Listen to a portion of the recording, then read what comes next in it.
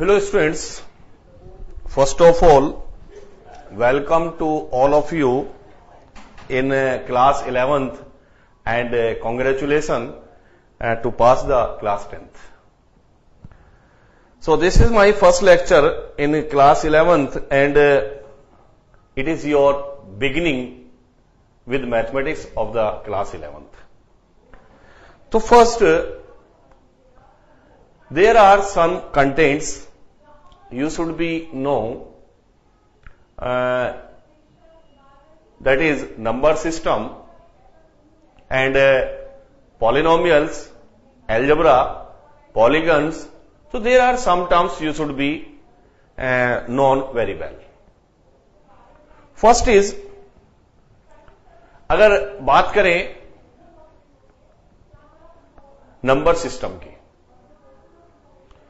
तो first is you know that first of all there are the natural numbers, but we want to explain about the real number and the imaginary number, because ये आपका first attempt है 11th class के लिए और you feel that कि there are many things which are not concerned from your 10th syllabus. There are the some new things and there are some you have already studied in class 10th, but level of these things are also थोड़ा ऊपर level होगा. तो 10th class के अंदर आपने sequence and series में पढ़ा है एपी, वो आपको 11th में मिल जाएगा. नेक्स्ट आपने पढ़ा है ट्रिग्नोमेट्रिक फंक्शंस और ट्रिग्नोमेट्रिक टर्म्स, लेकिन वो भी 11th में हम उसी को आगे कंटिन्यू करेंगे. उसके अलावा जो नंबर सिस्टम है और एल्जेब्रा है वो वही है जो आप फ्रॉम द बिगिनिंग पढ़ते आ रहे हैं. तो सबसे पहले सेट स्टार्ट ना करके मैं थोड़ा सा टर्म्स आपको एक्सप्लेन करूंगा, क्योंकि 11th का सिलेबस है, थोड़ी सी आपको डिफिकल्टी आएगी. डिफिकल्टी इसलिए है क्योंकि ये लेवल थोड़ा ऊपर है. बहुत सारी चीजें जो ऐसी हैं बिल्कुल नई है और जिनको आप फर्स्ट टाइम ही यहां पर पढ़ेंगे, लेकिन अगर आप शुरू से ही इन चीजों पे कमांड करेंगे तो ये लास्ट में प्रॉब्लम बिल्कुल आएगी नहीं. तो हमें यही हैबिट डालनी है कि शुरू से ही हमने फ्रॉम द बिगिनिंग जिस भी टॉपिक को हम पढ़ रहे हैं उस टॉपिक को बिल्कुल फुल अंडरस्टैंडिंग के साथ हमने करना है और बहुत ही अच्छे से समझना है, समझ के ही यहां पर करना है. तो first is real numbers. Real numbers.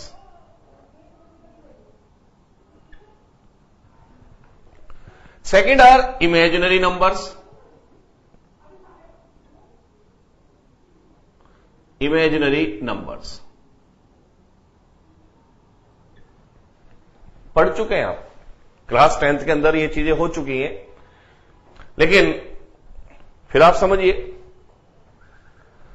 So, how will you define the real number and imaginary numbers?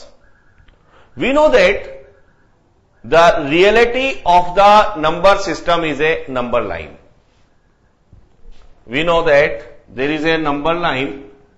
The central number is 0, 1, 2, 3, 4, 5, minus 1, minus 2, minus 3, and this one, and this is minus infinity or this move toward plus infinity. So this is called number line. So real numbers, according to the meaning of the real in English vocabulary, so real means which is in reality. जो reality में है वो real है, जो actual में है वो real है. So real numbers we can define very easily as real number are those numbers which can be expressed on number line. जिन नंबर्स को हम नंबर लाइन पर एक्सप्रेस कर सकते हैं उन्हीं को आप कहेंगे real numbers. And imaginary number are those which can not be express on the number line. Imaginary word बना है इमेजिन से, और इमेजिन का मतलब होता है which can you consider suppose let, but वो एक्चुअल में नहीं है। आप वो चीज कंसीडर कर रहे हैं जो एक्चुअल में होता ही नहीं है, अब वो चीज लेट कर रहे हैं जो एक्चुअल में होता ही नहीं है। तो simply real number are those which can be represent on the number line and imaginary number are those which can not be represent on the number line. So there is a number 1/2, so we can represent its position on the number line. This is the 1/2. And suppose we have under root 3.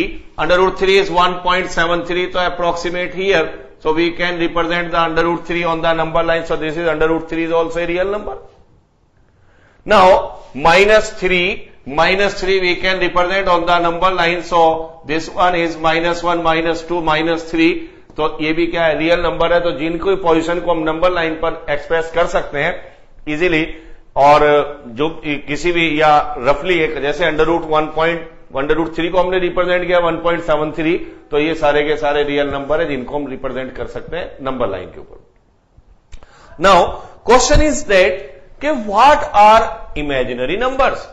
So imaginary numbers are those which can not represent on the number line, and examples are, there are the square root of the negative numbers.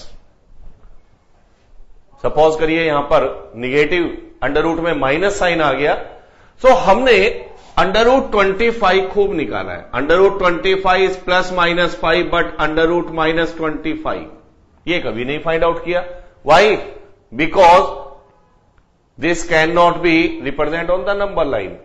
तो इसकी हम value find out नहीं कर पा रहे हैं। जब value नहीं फाइंड आउट कर पा रहे हैं तो इसको नंबर लाइन पर रिप्रेजेंट नहीं कर पा रहे हैं। इसलिए जो भी नंबर्स स्क्वायर रूट के अंदर निगेटिव्स होते हैं उनको हम बोलते हैं imaginary numbers. So there are the two types of the numbers are the so many types, but we have discuss only real and imaginary number. तो रियल वही है जो नंबर लाइन पर है, इमेजिनरी वही है जिनको हम लिख रहे हैं, बोल रहे हैं, पढ़ रहे हैं, बट वो एक्चुअल में है नहीं। तो these are the imaginary numbers. Now अब हम आते हैं 11th के सिलेबस पर। ये दो टर्म्स हैं, मैंने इसलिए यूज की हैं क्योंकि 10th क्लास में ये चीजें अच्छे से क्लियर नहीं होती। 11th में हम इनको यूजुअली काफी लार्ज स्केल पर यूज करते हैं, तो इनका मीनिंग हमारे माइंड में होना चाहिए कि रियल नंबर और इमेजिनरी नंबर में डिफरेंस क्या है, रियल नंबर के एग्जाम्पल क्या हो सकते हैं, इमेजिनरी नंबर के एग्जाम्पल क्या हो सकते हैं। नेक्स्ट इज एक टर्म है पॉलीगन। पॉलिनोमियल्स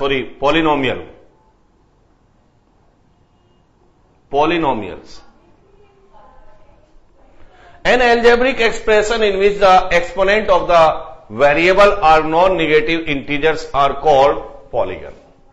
ऐसे एल्जेब्रिक एक्सप्रेशन जिनके अंदर वेरिएबल की पावर नॉन निगेटिव इंटीजर्स हो। Non negative integers means 1, 2, 3, 4, -1, -2, -3, these are the integers and there is a 0 and 1, so these are the negative integers को अगर छोड़ दें तो these are called non negative integers। So we can say that all algebraic expression in which the power of the variable are 0, 1, 2, 3, 4 and so on are called polynomial। For example, we have studied ax square plus bx plus c is equal to 0 in class 10th. This is a quadratic equation. This is also a polynomial because this ax square plus bx plus c x0 is equal to 0. But this is तो x की power 2 है, x की power 1 है, x की power 0 है, तो जहां पर भी वेरिएबल है उसकी पावर नॉन निगेटिव इंटीजर्स है, तो this one is called polynomial और quadratic equation.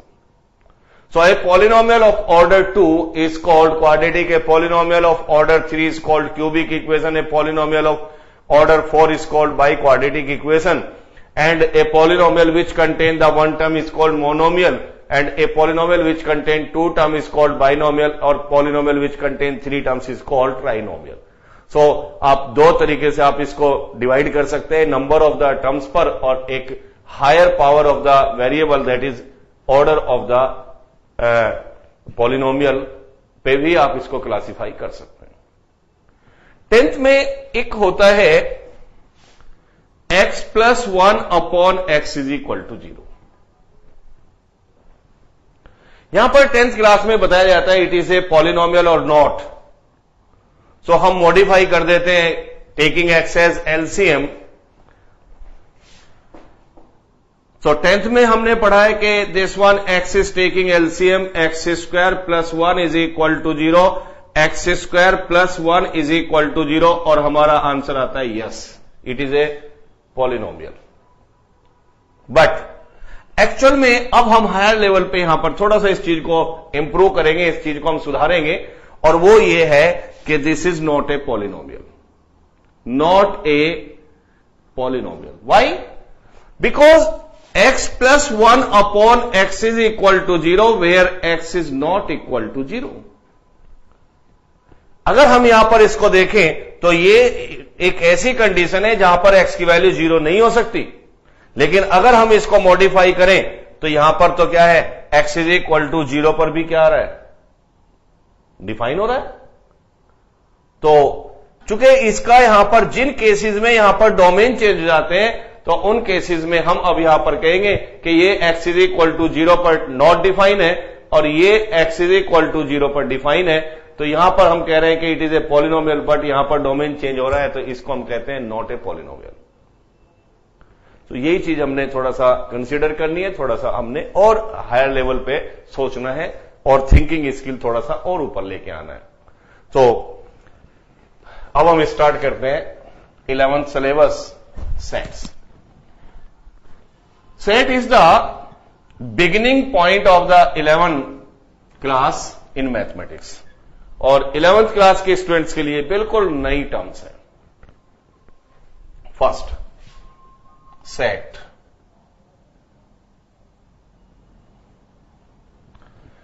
First is, what is the definition of the sets? Set is a well-defined collection,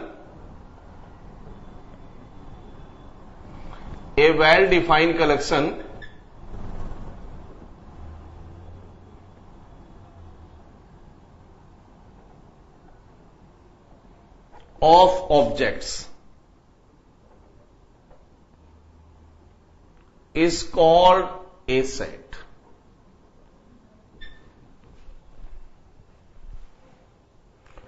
Simply a well-defined collection of the object is called a set. So what is the meaning of well-defined? We want to collect all those objects for a particular purpose, to solve a particular aim.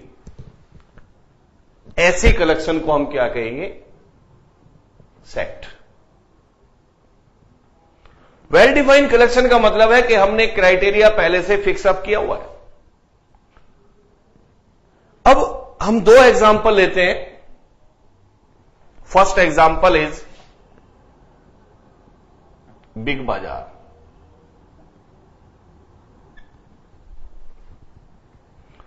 So many branches in Big Bazaar.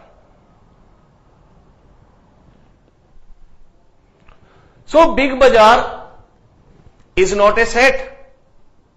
This is also a collection of the objects. इन्होंने भी बहुत सारा collections किया हुआ है। यहां पे readymade garment का भी कलेक्शन है, यहां पर शूज का भी कलेक्शन है, यहां पर स्टेशनरी का भी कलेक्शन है और यहां पर किचन आइटम्स का भी कलेक्शन है। So this is a collection of the many types of the object, but this is not a set. Why? Because they have collection of the so many things, so many items, so many objects, but this collection is not well defined. तो अगर इस big बाजार की बात करें तो this is not a set, not a set, but there is a branch of Big Bazaar is Food Bazaar. Food Bazaar. अगर इस बिग बाजार के अंदर एक हम ब्रांच की बात करें और वो ब्रांच है फूड बाजार, सो दिस इज ए सेट, ये एक सेट है। वाई? बिकॉज फूड बाजार is the collection of the foods, kitchen items, eating items. चूंकि इसके अंदर जो कलेक्शन है वो कलेक्शन वेल डिफाइन है, इसके अंदर ईटिंग आइटम्स को ही इन्होंने कलेक्ट किया हुआ है। इसके अंदर सारे ईटिंग आइटम आपको मिलेंगे, इसके अंदर सारे किचन से रिलेटेड आइटम्स यहां पर मिलेंगे। तो ये एक ऐसी कलेक्शन है जो एक पर्टिकुलर पर्पस के लिए है, पर्टिकुलर पर्पस को सॉल्व करती है, पर्टिकुलर एम को सॉल्व करती है, पर्टिकुलर रिक्वायरमेंट के लिए यहां पर एक कलेक्शन किया गया है। तो इस कलेक्शन को हम कहेंगे set, but this is not a set. Next is medical store. Medical store, medical store is a set because they have collect all types of the medicines. तो मेडिकल स्टोर पे केवल मेडिसिन्स का ही collection है, तो this is a set. Stationery shop is a set because they have collect all these things regarding the studies. उनके पास सारी स्टडी के रिलेटेड जितने भी आइटम्स हैं वो कलेक्शन है, तो this is a set. A set of cup, अगर 6 कप आपने कलेक्ट किए, एक जैसे कप हैं तो आइडेंटिकल कप हैं, उनको भी हम क्या कहते हैं? सेट ऑफ कप, तो this is a set. But अगर कोई भी कलेक्शन हमने ऐसे ही किया है, सपोज करिए एक कलेक्शन है या कोई भी एक कॉलोनी के अंदर शॉप है और उसके अंदर प्रोविजन भी है, उसके अंदर मेडिकल शॉप भी है, उसने दवाइयां भी रखी हुई हैं, उसने ईटिंग आइटम भी रखे हुए हैं, उसने जो चीज उसको मिला है वही उसने कलेक्शन किया है, तो this is not a set. तो simply set is the well defined collection of objects. उसको पहले डिफाइन किया गया है, उसके बाद उसने वहां पर उसका कलेक्शन किया है, तो ऐसी कलेक्शन को हम क्या कहेंगे? सेट। तो for example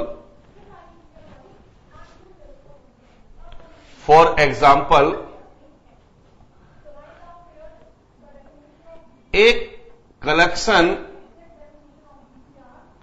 of books, that is school library is the set. Why? Because library के अंदर हमें केवल क्या मिलेंगी?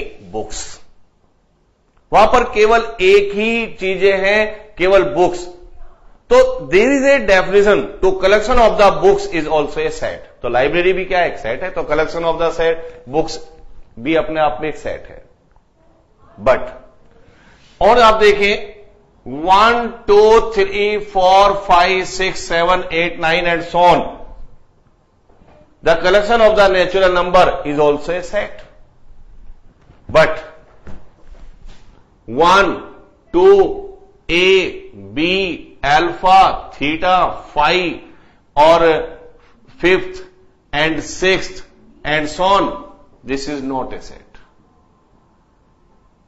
Not a set. Why? Because this collection is not defined. इसमें जो मेरे माइंड में आया वही मैं लिखता जा रहा हूं। मैंने पहले नंबर लिखे हैं, फिर मैंने अल्फाबेट्स लिखे हैं, फिर मैंने ग्रीक अल्फाबेट स्टार्ट किया अल्फा बीटा, फिर मैंने एंगल लिखना स्टार्ट किया, फिर मैंने यहां पर रोमन नंबर लिखना स्टार्ट किया 5th 6th। तो this is not a well defined collection, तो this is not a set. तो जो भी हमने कलेक्शंस किया है, कुछ हमने कॉइन्स का कलेक्शन किया है, सो मेनी ईयर्स एगो जो भी कॉइन्स थी, पुराने टाइम की जो कॉइन्स थी, वो उनका हमने कलेक्शन किया है। इसी तरह की कलेक्शंस को हमने यहां पर कहा है सेट। तो वेल डिफाइंड कलेक्शन को ही हम क्या कहेंगे? सेट। नाउ आगे प्रोसीड कर रहे हैं। A set is denoted by bracket. किसी भी सेट को आप इस तरीके से डिनोट करेंगे। For example A is this one is a set and each object each object of a set is called element of set. जो भी ऑब्जेक्ट उसमें, जो जितने भी ऑब्जेक्ट उसमें आए हैं, हर एक ऑब्जेक्ट को हम उस सेट का एलिमेंट कहते हैं. And represent by belongs to, ये साइन हम लेंगे यहां पर, बिलोंग्स टू.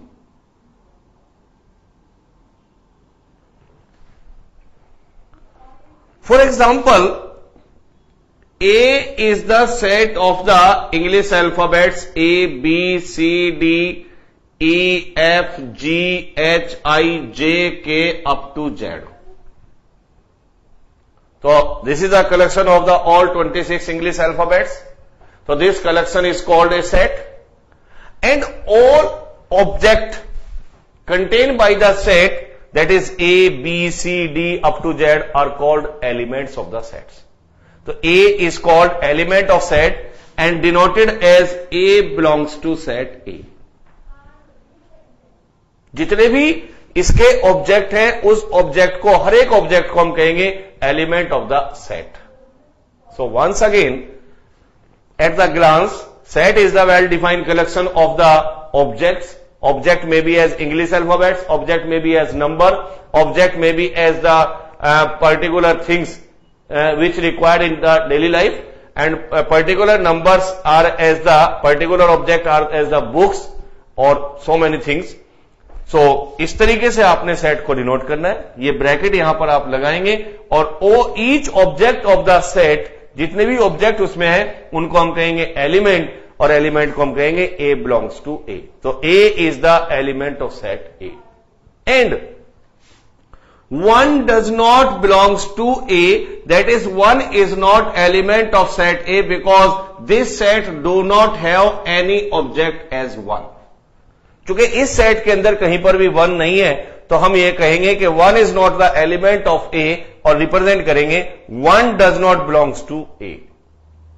वन A का एलिमेंट नहीं है, तो दिस इज द सेट. तो ये पहली टर्म है जो 11th में हमने जो स्टार्ट किया है, सेट. और बिल्कुल सिंपल सी डेफिनेशन है, well defined collection of the object. एक ऐसे कलेक्शन जिसको हमने पहले ही डिफाइन किया हुआ है, उसका पर्टिकुलर क्राइटेरिया है, उस कलेक्शन को हम पर्टिकुलर मोटिव के लिए कर रहे हैं, पर्टिकुलर फील्ड के लिए हम उसको यूज करना चाहते हैं, या वो सारी की सारी कलेक्शन किसी पर्टिकुलर क्राइटेरिया से रिलेटेड है, तो ऐसी कलेक्शन को हम ऑब्जेक्ट कहते हैं. किसी भी सेट को आप इस तरीके से ब्रैकेट से रिप्रेजेंट करेंगे, और each object of the set is called element of the set. Element of set is denoted by A belongs to A, और if this object does not have by the set, so one does not belongs to A, तो उसको कहेंगे does not belongs to set. तो each object element. तो हमने terms define किया है, set और उसके बाद एलिमेंट. नेक्स्ट आगे चलें, representation of the set. So next term is representation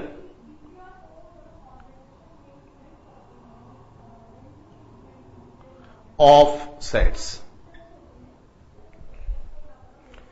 Representation of the sets. So there are two types of the representation. So we can represent a set by two ways. First is roster form or tabular form.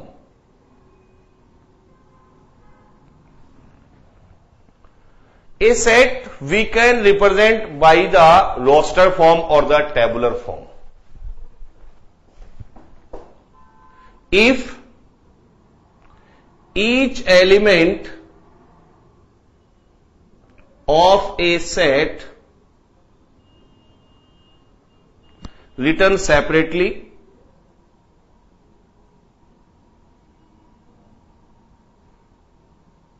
in a bracket. अगर किसी भी set का हर एक element आप अलग अलग उस bracket के अंदर रिप्रेजेंट कर रहे हैं, तो this one is called the roster form or the tabular form. For example, A is A, E, I, O, U. This is the set. This is the set of the all vowels, and we have written all vowels separately, A, E, I, O, U in a bracket. हमने हर एक Oval को अलग अलग यहां पर represent किया है, तो this form is called the roster form और द टेबुलर फॉर्म. ऐसी फॉर्म को हम रोस्टर और टेबुलर फॉर्म कहेंगे. और भी हो सकते हैं example. B is the set of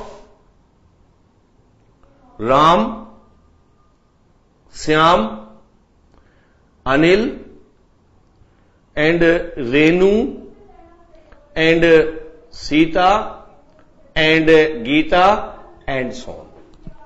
So let us suppose we have listed all name of the students in our class. हमने अपनी क्लास के सारे स्टूडेंट्स की नेम की एक लिस्ट बनाई है और उनको ब्रैकेट के अंदर लिखा है, तो ये भी क्या है, एक इसी को भी हम कहेंगे रोस्टर फॉर्म. चुके हमने एक एक स्टूडेंट्स का नाम सेपरेटली यहां पर रिप्रेजेंट किया है.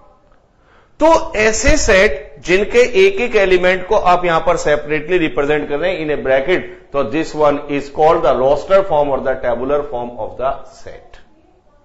Now second is set builder form.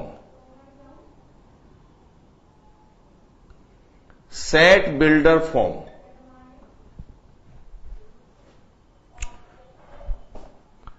in which if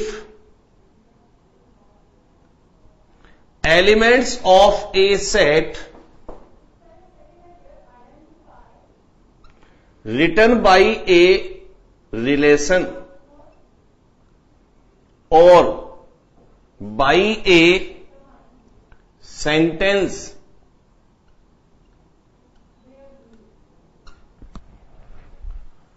अगर हम किसी भी सेट का हर एक एलिमेंट रिप्रेजेंट नहीं कर रहे हैं, लेकिन हमने उसको एक रिलेशन के थ्रू एक्सप्रेस किया है या किसी भी एक सेंटेंस के थ्रू एक्सप्रेस किया है, तो ऐसी फॉर्म को हम कहते हैं set builder form. For example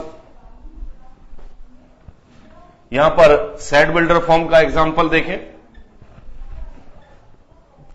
this one is the set A, AEIOU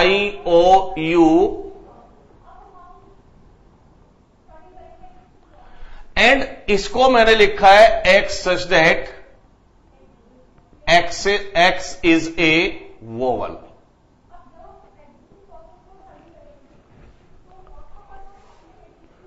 मैंने यहां पर एलिमेंट नहीं लिखा, तो this one is called roster form and this one is called set builder form.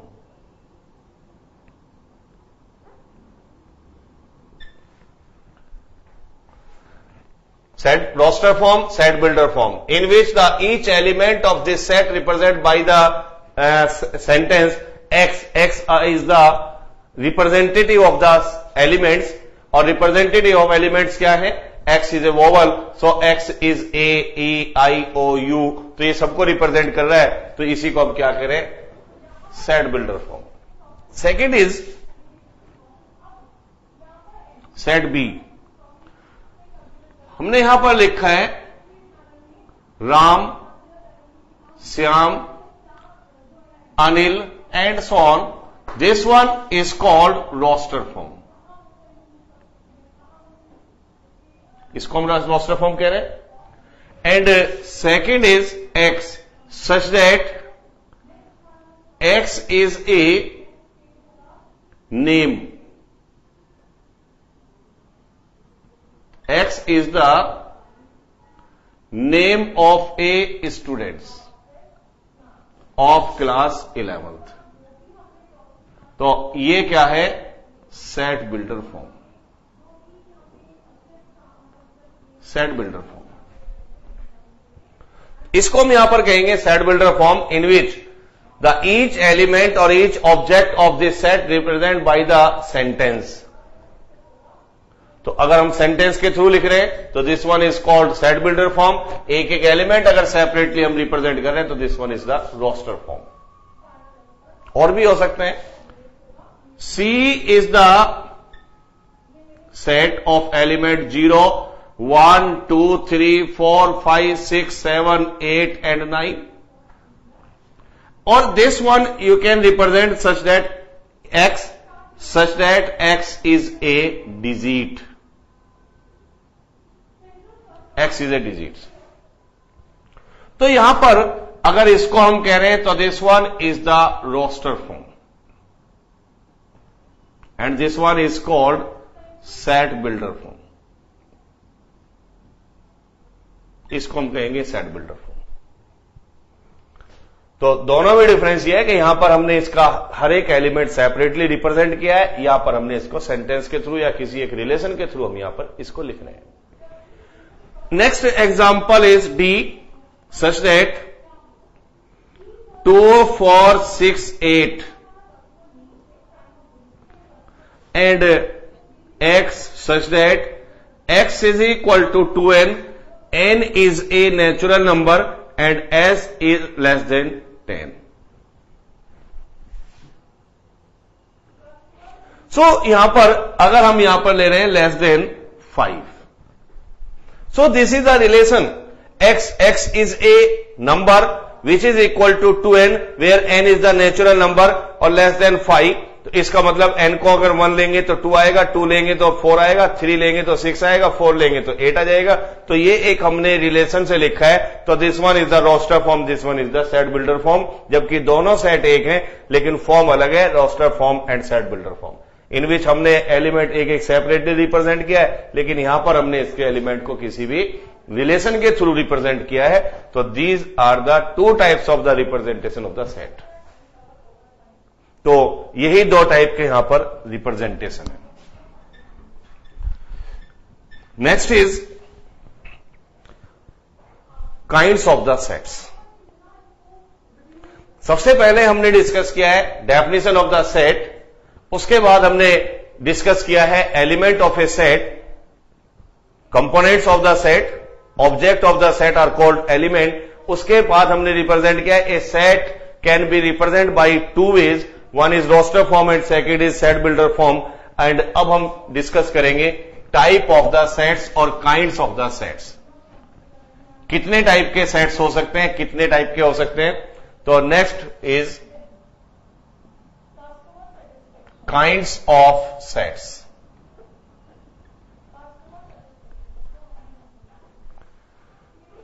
First is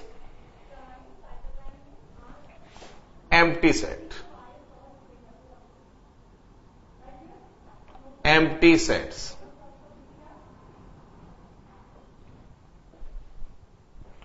Empty set means which do not have any object. A set is said to be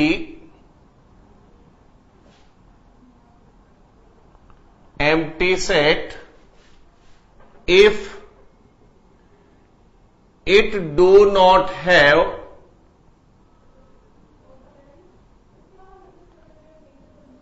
any element.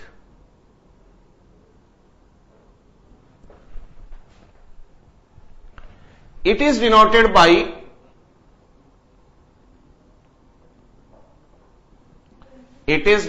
by phi or this one. तो first type set है empty set.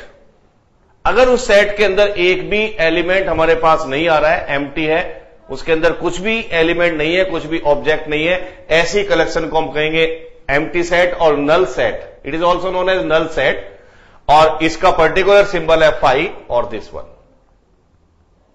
ऐसे कौन से सेट हो सकते हैं?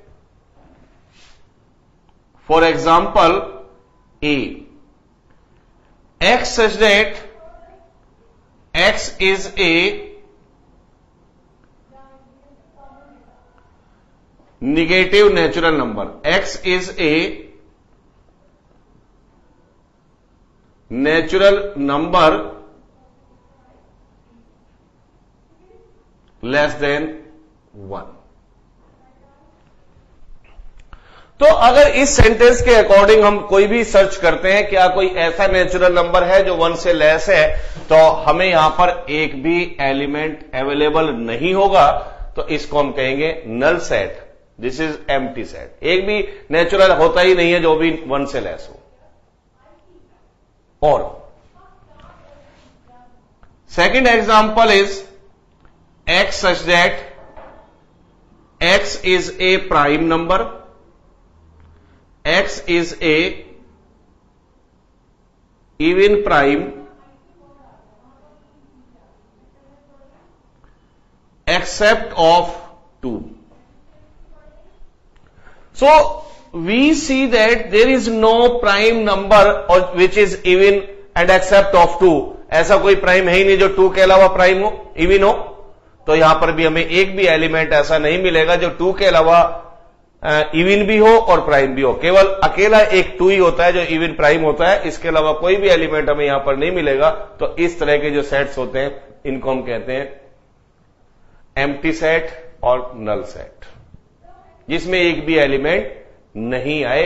ऐसी कलेक्शन जिसमें हम एक भी ऑब्जेक्ट को कलेक्ट ना कर पाए, ऐसे सेट को हम क्या कहेंगे? Null set.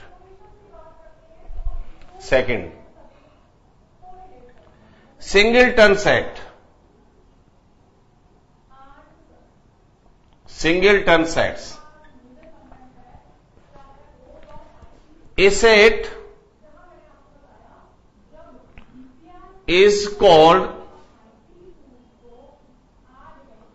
singleton set if it contain only one element. It contain only one element. एक ऐसा सेट जिसके अंदर केवल एक ही एलिमेंट आता है, ऐसे सेट को हम कहते हैं singleton set. For example, C X such that X is a even prime number. Even prime number, तो हमें पता है कि एक ही ऐसा एलिमेंट होगा, वो होगा 2। तो this set contain only one element, this one is called the single set. जिस सेट के अंदर केवल एक ही एलिमेंट आएगा उसको हम कहेंगे सिंगलटन सेट। और भी example, D x such that X is a natural number less than 2। ऐसा एक नेचुरल नंबर जो 2 से लेस है, ऐसा नेचुरल नंबर, तो यहां पर आप कहेंगे केवल 1। तो एक ही एलिमेंट आपको यहां पर फाइंड आउट होगा जो इस सेट के अंदर आएगा। तो such type of the set are called singleton set, जिनके अंदर सिंगल एलिमेंट आता है। तो ऐसे सेट को हम कहते हैं singleton set. Next is, third type is finite set.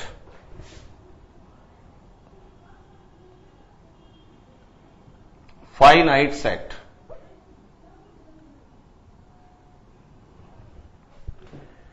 a set is called finite set. A set is called finite set which contain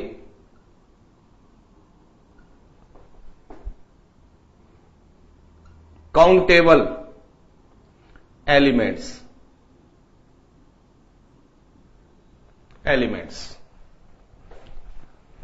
A set is called finite set which contain the finite number of elements, which contain the countable number of elements, जिनके अंदर हम elements को count कर सकें। उसके अंदर 10 elements है, उसके अंदर 20 एलिमेंट है। Set which contain the 50 elements is called finite set. तो फॉर एग्जाम्पल, सेट ई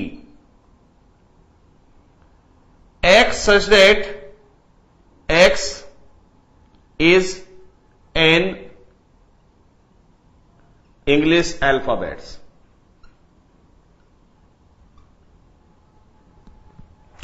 ऐसे सेट, हमें पता है कि English alphabets are 26, so a set that is A, B, C, D up to Z.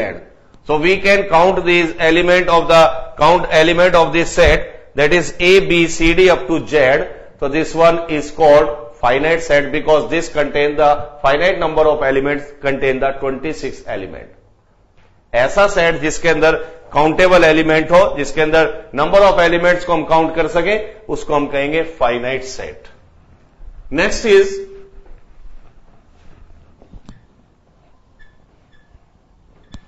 next example may be as F. F is the set of 0, 1, 2, 3, 4, 5, 6, 7, 8 and 9. That is X such that X is a digit. So हमें पता है कि there are the 10 digit only. तो इस set के अंदर 10 elements हैं, तो इसका मतलब है this one is the finite set. ये फाइनाइट सेट है. Next example may be as G. X such that X is a student of class 11th. So we know that there are the 20 students. There are 30 students, there are 35 students in a class, so we can count the number of the students in a class 11, so therefore this one is called the finite set. Fourth is infinite set. Infinite sets. A set is said to be infinite set if it contain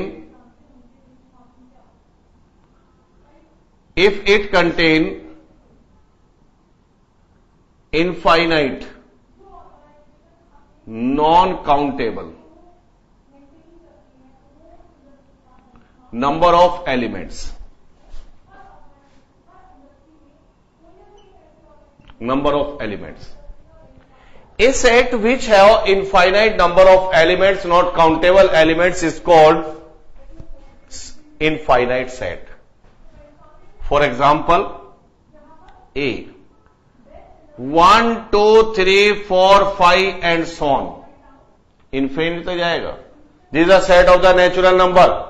So natural number start from the 1 and there is no end. They are moving up to the plus infinity.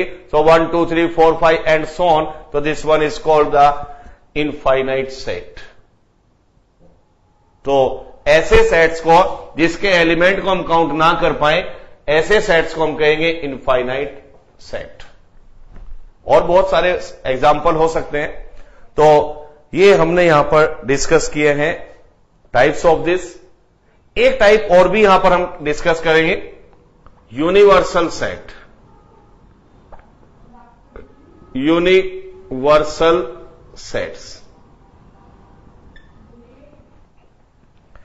A set is called universal set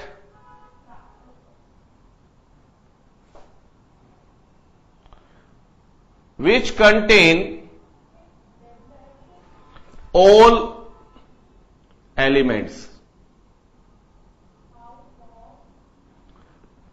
from a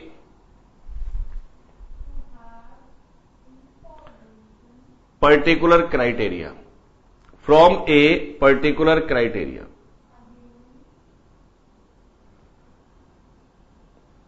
Particular criteria.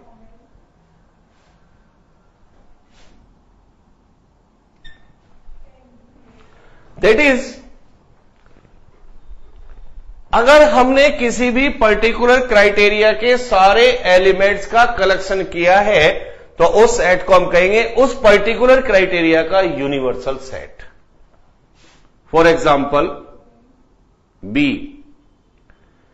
X such that X is a triangle. in a plane. अब एक plane पर जितने भी triangle possible हैं, तो इसके अंदर सारे ट्राइंगल है. इसके अंदर इक्विलेटरल ट्राइंगल भी है, ऑब्ट्यूस एंगल ट्राइंगल भी है, इसके अंदर एक्यूट एंगल ट्राइंगल भी है, राइट एंगल ट्राइंगल भी है, इसके अंदर आइसोस्केलेटल ट्राइंगल भी है. तो इस सेट के अंदर सारे के हर टाइप का ट्राइंगल इसमें अवेलेबल है. तो इसलिए इसको इस पर्टिकुलर क्राइटेरिया का क्या कहेंगे? Universal set. But a universal set, a universal set is denoted by u. हम किसी भी यूनिवर्सल सेट को u से डिनोट करेंगे. So there are the two particular notation of the sets. One is empty set. Empty set is always represent by phi और universal set is always represent by the u. तो यहां पर दोनों एक दूसरे के अपोजिट हैं. हम इनको कह सकते हैं एक दूसरे के कॉन्जुगेट है, एक दूसरे के कॉम्प्लीमेंट है. चूंकि empty set is a set which do not have any element and universal set is a set which contain all the elements. उस पर्टिकुलर क्राइटेरिया के तो एम्प्टी सेट के अंदर कुछ भी नहीं होता है, यूनिवर्सल सेट के अंदर सब कुछ होता है. तो ये एक दूसरे के क्या है? अपोजिट है, कॉम्प्लीमेंट है एक दूसरे सेट के, या एक दूसरे सेट के कॉन्जुगेट हम कह सकते हैं. तो दोनों के पर्टिकुलर यहां पर सिंबल है. तो ये हमने डिस्कस किया है टाइप ऑफ सेट्स और kind of the set. We have first discuss empty set which do not have any element. Second is singleton set which have only one element. Third is the finite set which have the finite number of elements, certain number of elements. And fourth is infinite set which have infinite number of elements, large number of elements which cannot be count. So, or last is the universal set, so which have all elements from the particular criteria. Next is some standard form of the sets.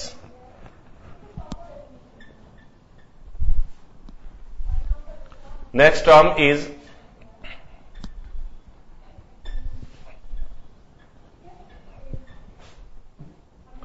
some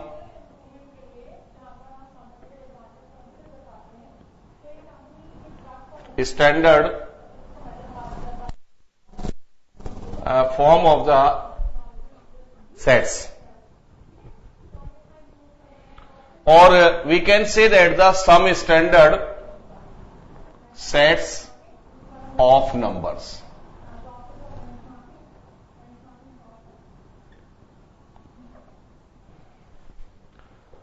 So these are the sum sets in standard form. Yeah, what are the standard form of the sum sets of the number system which we will use the in 11th standard in the different topics. So first is n. N is called set of natural numbers. Natural numbers, that is 1, 2, 3, 4, 5 and so on. Second is W, set of whole numbers which we represent as 0, 1, 2, 3, 4, 5 and so on. Next is R, set of real numbers. R positive, set of positive real numbers. Next is Z or I, set of integers, that is -3, -2, -1, 0, 1, 2, 3 and so on. So this is the set of integers. Next is Q, set of rational numbers. Q, is the set of rational numbers. So these are some notations which we use in the chapter set as well as in different topics. So these are the notations. N is called set of natural number, W is called set of real number, and these are the some standard set of the numbers. तो इन notations को हमने use करना है इस set के अंदर. इसी basis पर हम एक यहां पर छोटी सी हमारी एक्सरसाइज है फर्स्ट, उसको हम यहां पर डिस्कस कर सकते हैं. और इस एक्सरसाइज के अंदर तो यहीं पर हमारा अब स्टार्ट हो रहा है 11th स्टैंडर्ड का सिलेबस, और यहां पर हम पहली एक्सरसाइज को डिस्कस कर रहे हैं सेट्स में. तो सेट्स एंड एक्सरसाइज 1.1. तो जो मैंने अभी आपको यहां पर बताया, सेट्स की डेफिनेशन आपको बताइए, types of the set, kind of the set आपको मैंने बताए हैं, उसी पर बेस है first exercise. First question is which of the following are set justify your answer. पहला है collection of all month in a year beginning with the letter J. आपने फाइंड आउट करना है, ये आपने जस्टिफाई करना है कि जो आपके पास क्वेश्चन गिवन है उसका जो है, जो भी आपको कंडीशंस गिवन है वो एक सेट है या नहीं है. क्वेश्चन है the collection of all month, the collection of all month of the year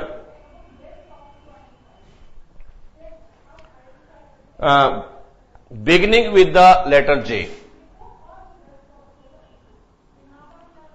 Beginning with the letter J. This is a set or not a set? ये हमने जस्टिफाई करना है. If we collect quickly all the related object, then this is a set. Or if we have not collect all these element related to the given condition, so this is not a set. Because ये पूरे एक condition define है, और define यहां पर यह है कि all the month of the year which are starting with the letter J. So हम यहां पर एक क्विकली डिसाइड कर सकते हैं कि पहला है जनवरी, second is June, third is July. So we have collect all those name of the month which are starting with the J. So there are the 3 months, January, June and July. So we have taken 3 object or 3 elements. So this is a set. तो हमारा answer होगा ये एक set है. This one is the set. Quickly हमने decide किया है कि हमें क्या क्या कलेक्ट करना है, तो इसी बेसिस पर हम कह सकते हैं. तो जस्टिफिकेशन यही है, because we have collect all the month which are starting with the letter J are January, June and July. So this is one a set. Second is the collection of 10 most talented writer of India. The collection of most talented writer of India. So we want to collect the name of those writer of India which are most talented, but there is no scale to measure their talent. हमारे पास तो कुछ ऐसा criteria है ही नहीं कि जिससे हम उनके टैलेंट को मेजर करें. हां, अगर क्वेश्चन में होता कि write down the name of the writer which have written a large number of the novels, या largest number of the novels, या which have is most popular, या which have earned more by selling their novels. तो यहां पर हमारे पास कोई भी ऐसा पैरामीटर ही नहीं है कि हम उनको मेजर करें. अब हम अगर यहां पर कलेक्शन करना चाहें तो यहां पर ऐसा कोई भी स्केल हमारे पास नहीं है कि हम ये कह सकें कि ये मोस्ट टैलेंटेड है, ये मोस्ट टैलेंटेड नहीं है. तो इसी के बिहाफ पर हमने यहां पर कुछ डिसाइड नहीं कर पा रहे हैं कि हमने कौन सा राइटर लेना है, कौन सा राइटर नहीं लेना है. तो इसका मतलब है नॉट ए सेट. ये एक सेट नहीं है. इसलिए नहीं है क्योंकि ये वेल डिफाइंड नहीं है. वेल डिफाइंड का मतलब यहां पर एक प्रॉपर क्राइटेरिया हमें यहां पर नहीं दिया हुआ है कि हमने किसको सेलेक्ट करना है, किस क्राइटेरिया को लेके हमने सेलेक्ट करना है या किनको किसके नाम हमने लेने हैं. तो this is not a set. Third is a team of 11 best cricket batsman of the world. A team of 11 best batsman, best cricketer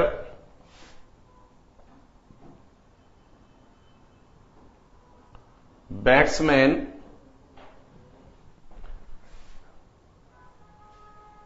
of the world.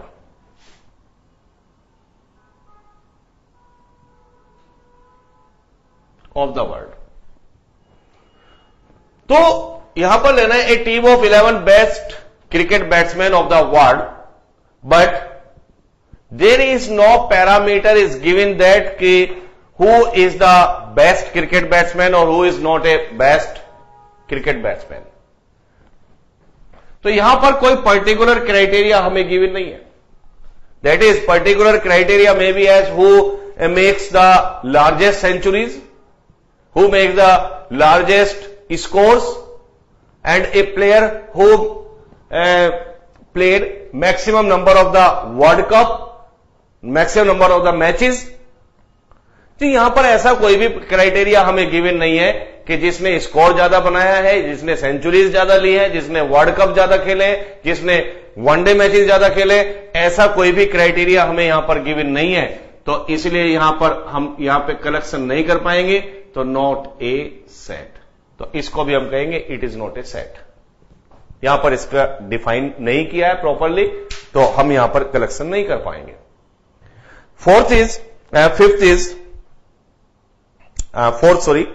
The collection of all boys in your class. Fourth है the collection of all boys in your class. So next is the collection of all boys in your class. So this is a set. This is a set. Because यहां पर एक define है, दो word यहां पर define है, boys और class. अब एक क्लास के अंदर पर्टिकुलर नंबर ऑफ स्टूडेंट्स है और उन पर्टिकुलर नंबर ऑफ स्टूडेंट्स के अंदर पर्टिकुलर नंबर ऑफ बॉयज है, पर्टिकुलर नंबर ऑफ गर्ल्स है. तो हम बड़े इजीली उस क्लास से बॉयज को कलेक्ट कर सकते हैं और बॉयज को कलेक्ट कर सकते हैं. तो उसी कलेक्शन को हम यहां पर कहेंगे set. Next is fifth part. The collection of all natural number less than 100.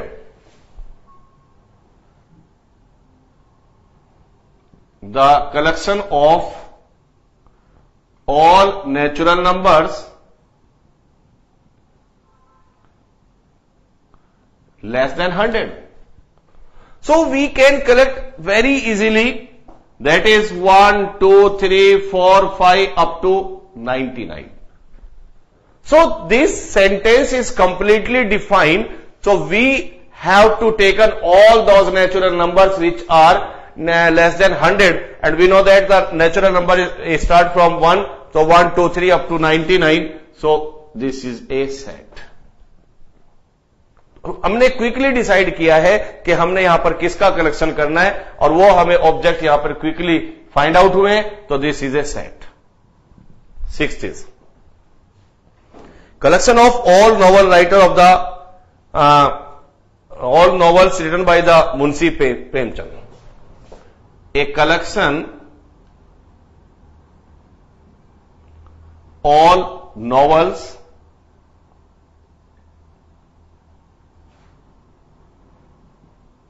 written by Munshi Premchand.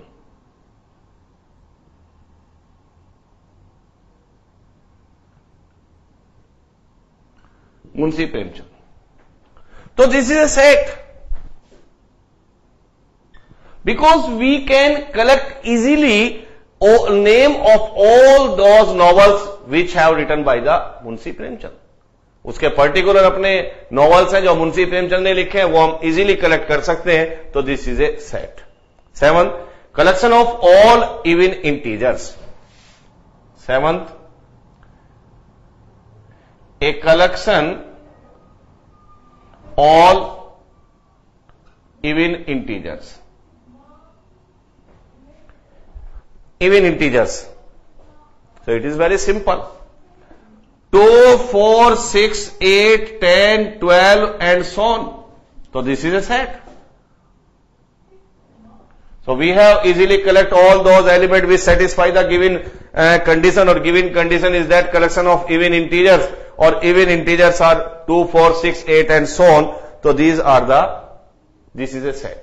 यहां पर भी हम इजीली कलेक्ट कर सकते हैं, तो कलेक्शन हमने किया है, तो this is a set. And 8th part is collection of the questions in this chapter। Next part is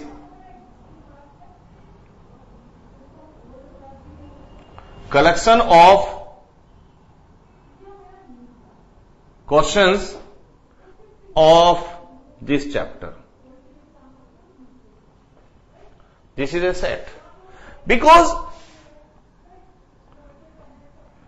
हम वेरी इजीली यहां पर देख रहे हैं कि देर आर द 8 क्वेश्चन और 9 क्वेश्चन और 7 क्वेश्चन इन ए चैप्टर, तो वो ऑलरेडी चैप्टर जो बना है वो already collection of the questions है, तो इसको हम क्या कहेंगे, set. 9th is a collection of most dangerous animal of the world। 9th part is collection of most dangerous, collection of all most dangerous animals of the world। Not a set